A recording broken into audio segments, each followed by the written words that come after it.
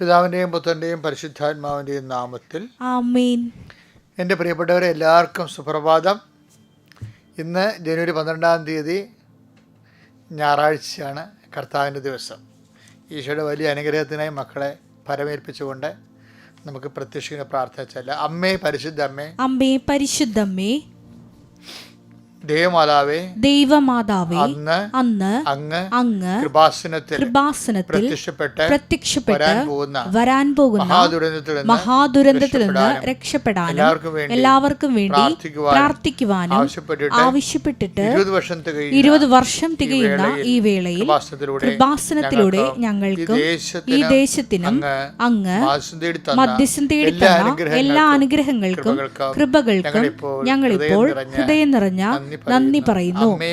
അമ്മേ പരിശുദ്ധമ്മേ, ജപമാല മാതാവേ, സകല കൃപാസനം പ്രാർത്ഥനയോടും ചേർത്ത് ഞങ്ങളിപ്പോൾ പ്രാർത്ഥിക്കുന്ന ഈ കുടുംബത്തിന്റെ പ്രത്യേക നിയോഗം. ഇന്നത്തെ ആവശ്യം പറ മക്കളെ, പറഞ്ഞ് പ്രാർത്ഥിക്കുക.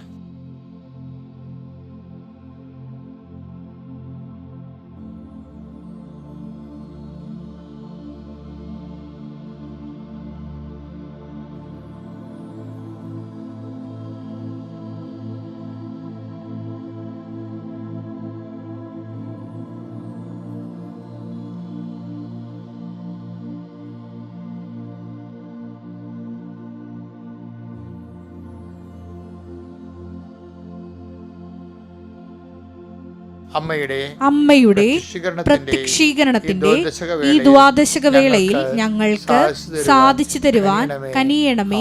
ആമേൻ. വിശ്വാസ പ്രമാണം. സർവശക്തനായ പിതാവും ആകാശത്തിന്റെയും ഭൂമിയുടെയും സൃഷ്ടാവുമായ ദൈവത്തിൽ ഞാൻ വിശ്വസിക്കുന്നു. അവിടുത്തെ ഏകപുത്രനും ഞങ്ങളുടെ കർത്താവുമായ ഈശോമിശിഹായിലും ഞാൻ വിശ്വസിക്കുന്നു. ഈ പുത്രൻ പരിശുദ്ധാത്മാവിനാൽ ഗർഭസ്ഥനായി കന്യകാമറിയത്തിൽ നിന്ന് പിറന്ന് പൊന്തിയോസ് പീലാത്തോസിന്റെ കാലത്ത് പീഡകൾ സഹിച്ച് കുരിശിൽ തറയ്ക്കപ്പെട്ട് മരിച്ച് അടക്കപ്പെട്ട് പാതാളങ്ങളിൽ ഇറങ്ങി മരിച്ചവരുടെ ഇടയിൽ നിന്ന് 3-ാം നാൾ ഉയർത്ത് സ്വർഗത്തിലേക്ക് എഴുന്നള്ളി സർവശക്തിയുള്ള പിതാവായ ദൈവത്തിന്റെ വലതുഭാഗത്തിരിക്കുന്നു. അവിടെ നിന്ന് ജീവിക്കുന്നവരെയും മരിച്ചവരെയും വിധിക്കുവാൻ വരുമെന്നും ഞാൻ വിശ്വസിക്കുന്നു. പരിശുദ്ധാത്മാവിലും ഞാൻ വിശ്വസിക്കുന്നു. വിശുദ്ധ കത്തോലിക്കാ സഭയിലും പുണ്യവാന്മാരുടെ ഐക്യത്തിലും പാപങ്ങളുടെ മോചനത്തിലും ശരീരത്തിന്റെ ഉയർപ്പിലും നിത്യമായ ജീവിതത്തിലും ഞാൻ വിശ്വസിക്കുന്നു. ആമേൻ. സ്വർഗ്ഗസ്ഥനായ ഞങ്ങളുടെ പിതാവേ, അങ്ങയുടെ നാമം പൂജിതമാകണമേ. അങ്ങയുടെ രാജ്യം വരണമേ. അങ്ങയുടെ തിരുമനസ് സ്വർഗത്തിലെ പോലെ ഭൂമിയിലും ആകണമേ. അന്നു വേണ്ടുന്ന ആഹാരം ഇന്ന് ഞങ്ങൾക്ക് തരണമേ. ഞങ്ങളോട് തെറ്റ് ചെയ്യുന്നവരോട് ഞങ്ങൾ ക്ഷമിക്കുന്നത് പോലെ ഞങ്ങളുടെ തെറ്റുകൾ ഞങ്ങളോടും ക്ഷമിക്കണമേ. ഞങ്ങളെ പ്രലോഭനത്തിൽ ഉൾപ്പെടുത്തരുതേ, തിന്മയിൽ ഞങ്ങൾ രക്ഷിക്കണമേ. ആമേൻ. നന്മ നിറഞ്ഞ മറിയമേ, സ്വസ്തി. കർത്താവ് അങ്ങയുടെ കൂടെ സ്ത്രീകളിൽ അങ്ങ് അനുഗ്രഹിക്കപ്പെട്ടവളാകുന്നു. അങ്ങയുടെ ഉദരത്തിൻ ഫലമായി ഈശോ അനുഗ്രഹിക്കപ്പെട്ടവനാകുന്നു. പരിശുദ്ധ മറിയമേ, തമ്പുരാന്റെ അമ്മേ, പാപികളായ ഞങ്ങൾക്ക് വേണ്ടി ഇപ്പോഴും ഞങ്ങളുടെ മരണസമയത്തും തമ്പുരാനോട് അപേക്ഷിക്കണമേ. ആമേൻ. നമുക്ക് പ്രാർത്ഥിക്കാം. അനുദിന അനുഗ്രഹ പ്രാർത്ഥനയെ പ്രവേശിക്കാം. ശീർഷം വെച്ച് കൈകൾ കൂപ്പി കർത്താവിൻ്റെ ആശീർവാദവും അനുഗ്രഹവും സ്വീകരിക്കുന്ന സമയമാണ്. കർത്താവെ, അങ്ങയുടെ മക്കൾ നിൻ്റെ നാമത്തിൽ വിശ്വസിച്ചുകൊണ്ട് കൈകൾ കൂപ്പി ശിരസ് നമിച്ച് അങ്ങയുടെ അനുഗ്രഹത്തിനായി ഞങ്ങളെ കാത്തിരിക്കുന്ന കർത്താവെ, നിൻ്റെ വലിയ കൃപ അങ്ങയുടെ മക്കളിലേക്ക് അയക്കണമെന്ന് പ്രാർത്ഥിക്കുന്നു. എൻ്റെ കർത്താവിൻ്റെ ഉന്നതമായ നാമത്തിൽ ഞാൻ നിങ്ങളെ ആശീർവദിക്കുന്നു. ഈ പ്രഭാതത്തെ ആശീർവദിക്കുന്നു. ഈ പ്രഭാതത്തിൻ്റെ എല്ലാ മനോവികാരങ്ങളുടെ കൂടെ കർത്താവ് നിങ്ങളെ ആശീർവദിക്കട്ടെ. രാത്രി ഉണ്ടായിരുന്ന ചില അനിഷ്ട സംഭവങ്ങൾ കാരണം ഹൃദയഭാരമുള്ളവരുണ്ടാകാം. ഏതെങ്കിലും ഫോൺ വിളി കേട്ടതിൻ്റെ പേരിൽ മനസ്സ് ഇടിഞ്ഞിരിക്കുന്നവരുണ്ടാകാം. അങ്ങനെയുള്ള എല്ലാ മക്കളും ആവശ്യമായ അനുഗ്രഹത്താൽ കർത്താവ് നിങ്ങളെ സന്ധിക്കുകയും നിങ്ങളെ സന്തോഷിപ്പിക്കുകയും നിങ്ങളെ ഉയർത്തി നിർത്തുകയും ചെയ്യട്ടെ. കർത്താവ് നിൻ്റെ തിരുമുറുവാർന്ന് വലതുകരത്തെ മക്കളെ സ്പർശിക്കണമേ. അവിടെ യാത്രകളെ നീ ആശീർവദിക്കണമേ. അവിടെ സംരംഭങ്ങൾ നീ ആശീർവദിക്കണമേ. വീട്ടിൽ തന്നെ ചെയ്തു തീർക്കേണ്ട ഒത്തിരിയേറെ ജോലികളുണ്ട് ഈശോയെ. ഇന്ന് ഞായറാഴ്ചയായിട്ട് കുടുംബത്തിൽ തന്നെ പ്രാർത്ഥനയും മറ്റു കാര്യങ്ങളൊക്കെ ആയിട്ട് ഉത്തരവാദിത്വം ജീവിക്കുന്നവരുണ്ട്. പുറത്ത് പോകാൻ വേണ്ടി വെച്ച സമയങ്ങളായിട്ട് വന്നിട്ടുള്ളവരുണ്ട്. കർത്താവ് എവിടെ പോയാലും നിൻ്റെ ചൈതന്യത്തിൽ തന്നെ അവർ നിലനിന്ന് പോകാൻ ഇടയാക്കണം പ്രാർത്ഥിക്കുന്നു. എൻ്റെ കർത്താവിൻ്റെ ഉന്നതമായ നാമത്തിൽ സഭയുടെ അധികാരത്തിൽ കുരിശിൻ്റെ അടയാളത്തിൽ ദൈവശക്തിയായി ഞാൻ മക്കളെ ആശീർവദിക്കുന്നു. കർത്താവ്, ഈ ആഴ്ച മുഴുവനും വേണ്ട പണി അന്വേഷിച്ച് പോകാനുള്ള ആൾക്കാർ ഞായറാഴ്ച അങ്ങനെ പോകാറുണ്ട് ഈശോയെ. അങ്ങനെയുള്ള തൊഴിലന്വേഷണകരെ നീ ആശീർവദിക്കണേ പ്രാർത്ഥിക്കുന്നു ഈശോയെ. ജീവിത പങ്കാളികൾ അന്വേഷിച്ച് ഞായറാഴ്ചകളെല്ലാം ഇങ്ങനെ അന്വേഷിച്ച് പോകുന്നവരുടെ എണ്ണം കൂടുതലാണ്. ജീവിത പങ്കാളി അന്വേഷിച്ച് പോകുന്നവരുണ്ട് ഈശോയെ. അങ്ങനെയുള്ള എല്ലാവരുടെ ഉദ്യമങ്ങൾ കർത്താവ്, തിങ്കളാഴ്ച നമ്മൾ ചെയ്തെടുക്കേണ്ട ജോലികളും ചെയ്യേണ്ട കാര്യങ്ങളും അതിനു വേണ്ടിയുള്ള കോപ്പുകൾ കൂട്ടുന്നതിന് വേണ്ടി പോകുന്നവരുണ്ട് ഈശോയെ. അവരെല്ലാം നീ ആശീർവദിക്കണമെന്ന് പ്രാർത്ഥിക്കുന്നു ഈശോയെ. കുടുംബത്തിൽ തന്നെ കർത്താവെ, പല കാര്യങ്ങളും ഇങ്ങനെ മാസങ്ങളായിട്ട് ചെയ്യാതെ കൂട്ടിയിട്ടിട്ട് തലവേദന പിടിച്ച് കാണുമ്പോൾ ഉറക്കം വരും. പഠിക്കാത്ത ചാപ്റ്റേഴ്സ് കാണുമ്പോൾ ഉറക്കം തന്നെ കുഞ്ഞുങ്ങളെപ്പോലെ കർത്താവെ, ചെയ്തു തീർക്കാത്ത ജോലികൾ ഓർത്തിട്ട് കോട്ടുവായും ഉറക്കവും വരുന്നവരുണ്ട് ഈശോയെ. അങ്ങനെയുള്ളവർ എല്ലാ ജോലികളും പെട്ടെന്ന് ചെയ്ത് മാറ്റാൻ അവർ നീ പ്രത്യേകം അനുഗ്രഹിക്കണമെന്ന് പ്രാർത്ഥിക്കുന്നു. എൻ്റെ കർത്താവിൻ്റെ ഉന്നതമായ നാമത്തിൽ സമാധാനത ബന്ധുക്കളെ കാണുന്നതിന് വേണ്ടിയും സ്വന്തപ്പെട്ടവരെ കാണുന്നതിന് വേണ്ടിയും രോഗികളെ കാണുന്നതിന് വേണ്ടിയും ഇന്ന് യാത്ര തിരിക്കുന്നുണ്ട് ഈശോയെ. ആ യാത്രകളെല്ലാം മംഗളമായിരിക്കാൻ വേണ്ടിയും അവർക്ക് ചെന്നെത്തുന്ന സ്ഥലങ്ങളിൽ കർത്താവിൻ്റെ കൃപയാൽ അവർ നിറയപ്പെടാൻ വേണ്ടിയും അവർ അഭിവാദനം ചെയ്യുമ്പോൾ എലിസബത്തിനും മറിയം അഭിവാദനം ചെയ്തതുപോലെ അവരുടെ ഹൃദയത്തിൽ ദൈവത്തിൻ്റെ ചൈതന്യം തുള്ളിച്ചാടാൻ വേണ്ടി ഇടയാക്കാൻ വേണ്ടി മാത്രം പ്രാർത്ഥന വ്യാപരിക്കാൻ അങ്ങനെ മക്കളെ സഹായിക്കണം പ്രാർത്ഥിക്കുന്നു. കർത്താവ് ദീർഘനാളായിട്ട് കർത്താവ് ഉത്തരം കിട്ടാത്ത ചോദ്യങ്ങൾ കർത്താവ് ഇന്ന് നീ ഉത്തരം നൽകണമെന്ന് പ്രാർത്ഥിക്കുന്നു. അതവർ കൃപാസനത്തിൽ വന്ന് സാക്ഷ്യമായി പറയാൻ ഇന്നത്തെ ദിവസത്തെ നീ പ്രത്യേകം തിരഞ്ഞെടുത്ത് അനുഗ്രഹിക്കുന്നവർ സ്തോത്രം ചെയ്യുന്ന കർത്താവ്. ഈശോയെ, എല്ലാ മക്കളെയും കർത്താവ് ജീവിത മേഖലകൾ, അതുപോലെ കാർഷിക മേഖലകൾ, അതുപോലെ ക്രയവിക്രയ മേഖലകൾ, വ്യാപാര വ്യവസായ മേഖലകൾ, വിദ്യാഭ്യാസ മേഖലകൾ, അവിടെയെല്ലാം ഓരോരുത്തർ അനുഭവിക്കുന്ന പ്രതിസന്ധികളെ കർത്താവ് അവിടെ കഴിവുകൊണ്ടല്ല അങ്ങയുടെ കഴിവുകൊണ്ട് അവർക്കൊരു സന്ധിപ്പ് സമാധാനം കൊടുക്കാൻ ഇടയാക്കണമേ.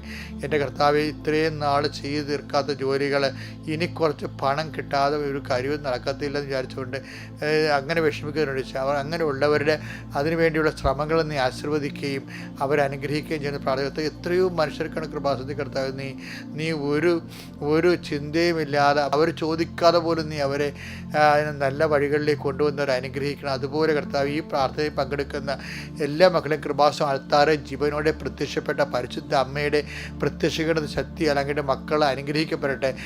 അങ്ങന്മാരുടെ മക്കൾ ഹൃദയത്തിൽ ഭാരമുള്ളവർ അത് മാറി സന്തോഷമാകട്ടെ. ശരീരത്തിൽ രോഗമുള്ളവർ അത് മാറി സന്തോഷമാകട്ടെ. പരസ്പരം ഭിന്നിച്ചിരിക്കുന്നവർ, വൈരാഗ്യപ്പെട്ടിരിക്കുന്നവർ, പരസ്പരം കണ്ടാൽ ഉടക്കുകയും ചീറ്റുകയും ചെയ്യുന്നവർ, അവരെല്ലാം കർത്താവിൻ്റെ നാമത്തിൽ അനുഗ്രഹിക്കപ്പെടുകയും ചെയ്യട്ടെ. എൻ്റെ കർത്താവിൻ്റെ ഉന്നതമായ നാമത്തിൽ സഭയുടെ അധികാരത്തിൽ കുരിശിൻ്റെ അടയാളം നിന്നെയും നിൻ്റെ ഭവനത്തെയും നിൻ്റെ ജീവിതത്തെയും യേശുനാമത്തിൽ പ്രഭാതത്തിൽ ആശീർവദിക്കുന്നു. ആമേൻ. ഓക്കെ മക്കളെ, പിന്നെ എപ്പോഴും നമ്മൾ ശ്രദ്ധിക്കേണ്ടത് എങ്ങനെ അറിയാവാം? വചനം വായിക്കുമ്പോൾ നമുക്കറിയാം ബൈബിളിൻ്റെ 30%ഓളം 30% പ്രവചനങ്ങളാണ്. എന്ന് വെച്ച് കഴിഞ്ഞാൽ കാലത്തിലൂടെ നിറവേറേണ്ട വിഷയങ്ങളാണ്, നമ്മുടെ ജീവിതത്തിൽ നിറവേറേണ്ട വിഷയങ്ങളാണ്. നിറവേറാത്ത ഒരു വിഷയവും ദൈവം പറഞ്ഞിട്ടില്ല. അതുകൊണ്ട് തന്നെ കർത്താവ് പറഞ്ഞ വചനങ്ങളെ ഇടയ്ക്കിടയ്ക്ക് ഓർത്ത് അതിനെ വിശ്വസിച്ച് പോകണത് നല്ലതായിരിക്കും. പ്രത്യേകിച്ച് ഈ നിൻ്റെ ഐശ്വര്യം പുനഃസ്ഥാപിക്കുന്നൊക്കെ പറഞ്ഞില്ലേ, അത് ഇടയ്ക്ക് പറഞ്ഞു നടക്കണം. നമ്മൾ ചിലപ്പോൾ ഗതി കെട്ട് ഒരു ഗതിയും പരഗതിയും ഇല്ലാതെ നടക്കുമ്പോഴും അങ്ങനെയുള്ള സമയങ്ങളിൽ കരുണ കാണിക്കാൻ യാതൊരു ചാൻസും ഇല്ലാത്ത ആൾക്കാരോട് ഞാൻ കരുണ കാണിക്കുമെന്ന് ഈശോ പറഞ്ഞിട്ടുണ്ട്. നമുക്ക് അങ്ങനെ ഒരു പ്രൊവിഷൻ ദൈവം പറഞ്ഞു. അത് ആമോസ് 9:14. എൻ്റെ ജനമായ ഇസ്രായേലിൻ്റെ ഐശ്വര്യം ഞാൻ പുനഃസ്ഥാപിക്കും. എൻ്റെ ജനമായ ഇസ്രായേലിൻ്റെ ഐശ്വര്യം ഞാൻ പുനഃസ്ഥാപിക്കും. തകർന്ന നഗരങ്ങൾ പുനരുദ്ധരിച്ച് അവർ അതിൽ വസിക്കും. തകർന്നു പോയ കാര്യങ്ങൾ പുനരുദ്ധരിക്കുക. അപ്പം നിങ്ങളെ വീടിൻ്റെ അറ്റകുറ്റപ്പണി ചെയ്യാത്ത ആൾക്കാരാണെങ്കിലേ, ഇപ്പോൾ മഴ കൊണ്ട് കാറ്റ് കൊണ്ടൊക്കെ വീടുകൾ ഡിലാപ്പിഡേറ്റായി പോയ ജീർണിച്ചു പോയ ആൾക്കാരല്ലേ, അത് കാണുമ്പോൾ നിങ്ങൾ ഈ വചനം പറയണം. കാര്യം എന്താ വെച്ചാൽ വചനം എന്ന് പറഞ്ഞാൽ അതിൻ്റെ വചനത്തിൻ്റെ ഉള്ളിലും അതിൻ്റെ ബാക്കിൽ നിൽക്കുന്ന ദൈവമാണ്. ആ വചനത്തെ നീ വിശ്വസിക്കുമ്പോൾ ദൈവത്തെയാണ് നീ വിശ്വസിക്കണത്. മനസ്സിലായി? ഇപ്പം അച്ഛൻ പറഞ്ഞ് മനസ്സിലായ? ഒരു വചനത്തെ വിശ്വസിച്ചാൽ എന്താണ്?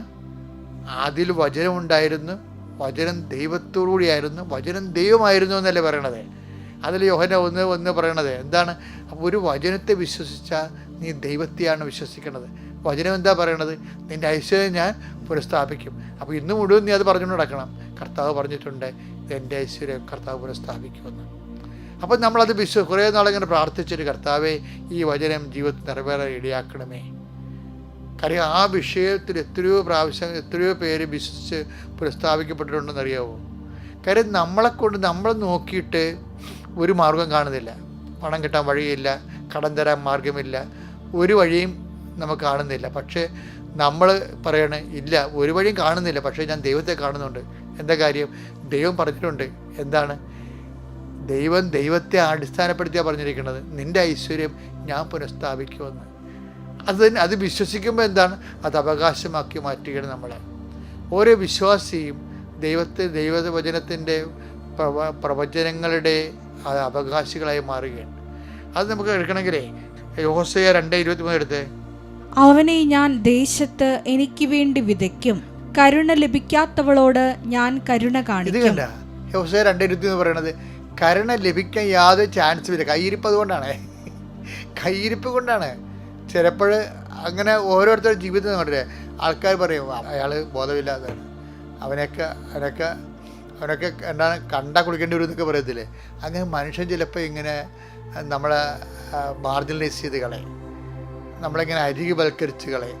പക്ഷെ ദൈവം ഒരിക്കലും, അതാണ് ഇപ്പോൾ ഹെബ്രായർ 15:13-15 പറയണില്ലേ, I will not disown you at any cost, ഞാൻ നിന്നെ ഒരു കാരണവശാലും ഉപേക്ഷിക്കുകയില്ലെന്ന് പറയുന്ന ദൈവമാണ് പറയണത്. കരുണ കാണിക്കാൻ യാതൊരു ചാൻസും ഇല്ല നിൻ്റെ കാര്യത്തിൽ, പക്ഷെ ഞാൻ നിന്നോട് കരുണ കാണിക്കും. എന്താണ്? യേശു ക്രിസ്തുവിലെ അവൻ എല്ലാം റൈറ്റ് ഓഫ് ചെയ്യാൻ തീരുമാനിക്കും. ആ തീരുമാനത്തിൻ്റെ ഉള്ളിൽ നിന്നുകൊണ്ടാണ് കരുണ കാണിക്കാൻ ചാൻസ് ഇല്ലാത്ത ആൾക്കാരോട് കരുണ കാണിക്കുന്നത്. അപ്പോൾ നിനക്കും ഒരു അവസരം കിട്ടും. നിൻ്റെ എല്ലാ തിന്മകളും നിൻ്റെ എല്ലാ ഐശ്വര്യക്കുറവും തകർന്ന് മാറ്റിക്കൊണ്ട് ദൈവം നിന്നെ പുനരുദ്ധരിക്കണം. ഒരു ദിവസത്തിനായി നീ നോക്കി പാർക്കണം കർത്താവിൻ്റെ വചനത്തിലേക്ക് വിശ്വസിച്ചുകൊണ്ട്. അതിനോട് ബന്ധപ്പെട്ട വചനം 27:14 സങ്കീർത്തനം. കർത്താവിൽ പ്രത്യാശ അർപ്പിക്കുവിൻ. അതാണ് നമ്മൾ കർത്താവിലാണ് പ്രത്യാശ. വചനത്തിൽ പ്രത്യാശ അർപ്പിക്കുക എന്ന് വെച്ച് കഴിഞ്ഞാൽ വചനം ദൈവമായതുകൊണ്ട് നമ്മൾ ദൈവത്തിലാണ് പ്രത്യാശ. ദൈവത്തിൽ കർത്താവിൽ പ്രത്യാശ അർപ്പിക്കുവിൻ. ദുർബലരാകാതെ ധൈര്യം അവലംബിക്കുവിൻ. അത് ഈ പ്രത്യാശയാണ് നമുക്ക് ധൈര്യം നൽകണത്. അത് റോമ 5:5 അങ്ങനെയാണ്. പ്രത്യാശ നമ്മളെ നിരാശരാക്കുന്നില്ല. നമ്മൾ ചിന്തിക്കുന്ന പരിശുദ്ധാത്മാവ് ദൈവത്തിൻ്റെ സ്നേഹം എന്താ നമ്മൾ അറിയുന്നതിന് മുമ്പ് പൗലോസ് പറയുന്ന പോലെ കഷ്ടത സഹനശീലം ആത്മധൈര്യം തരുന്നതാണ്. അപ്പോൾ ഈ ആത്മധൈര്യം എന്ന് പറഞ്ഞാൽ എന്തിനെ അടിസ്ഥാനപ്പെടുത്തിയാണ്? ദൈവത്തിൻ്റെ കരുണ അർഹിക്കാത്തവരോട് ഞാൻ കരുണ കാണിക്കുമെന്ന് പറഞ്ഞ ദൈവം നിനക്ക് വേണ്ടി കരുണയുമായി നിൻ്റെ ഐശ്വര്യവുമായി നിൻ്റെ മുമ്പിൽ ഇന്നല്ലെങ്കിൽ നാളെ കടന്നു വരും. അത് നിനക്ക് ഓഹരിയാകാൻ അവകാശമാകാൻ നീ വിശ്വസിച്ച് കാത്തിരിക്കുക. Praise the Lord. അത്യപൂർവ ദൈവാനുഭവങ്ങൾ ഇനി നിങ്ങൾക്കും സ്വന്തം. ഈ യൂട്യൂബ് ചാനൽ ഇതുവരെ സബ്സ്ക്രൈബ് ചെയ്തിട്ടില്ലെങ്കിൽ ഇപ്പോൾ തന്നെ സബ്സ്ക്രൈബ് ചെയ്യുക. ഈ വീഡിയോ ഇപ്പോൾ തന്നെ നിങ്ങളുടെ സുഹൃത്തുക്കൾക്ക് ഷെയർ ചെയ്തുകൊണ്ട് കർത്താവിൻ്റെ പ്രേക്ഷിതരാകുക.